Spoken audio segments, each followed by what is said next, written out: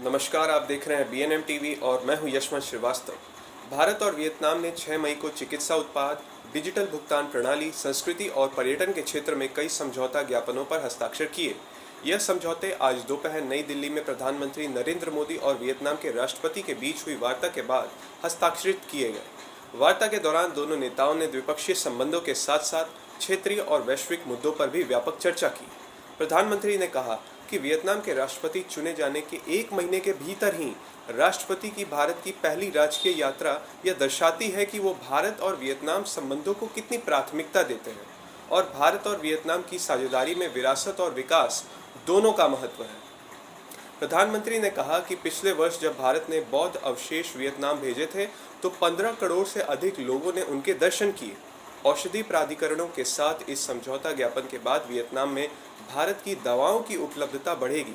भारत के कृषि, मत्स्य पालन और पशु उत्पादों का वियतनाम को निर्यात भी सुगम होगा और साथ ही वित्तीय संपर्क को बढ़ावा देने के लिए आज दोनों पक्षों ने केंद्रीय बैंकों के बीच सहयोग बढ़ाने का निर्णय भी लिया। प्रधानमंत्री ने कहा कि भारत की UPI और वियतनाम की त्वरित भुगतान प्रणाली को भी जल्द ही जोड़ा जाएगा। वियतनाम भारत की एक्ट ईस्ट नीति का एक प्रमुख स्तंभ है। दोनों पक्ष हिंद प्रशांत क्षेत्र में भी समान दृष्टिकोण रखते हैं। रक्षा और सुरक्षा सहयोग को मजबूत करके भारत और वियतनाम कानून के शासन, शांति, स्थिरता और समृद्धि में योगदान देना जारी रखेगा।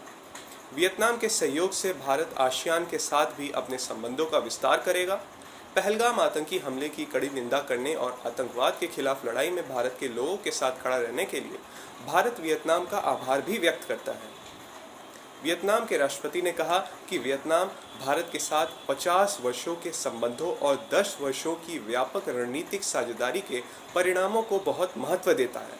दोनों पक्ष आज विश्व की उथल-पुथल भरी स्थिति से बेहतर ढंग से निपटने के लिए रणनीतिक दृष्टिकोण और विकास को आपस में जरूर जोड़ेंगे।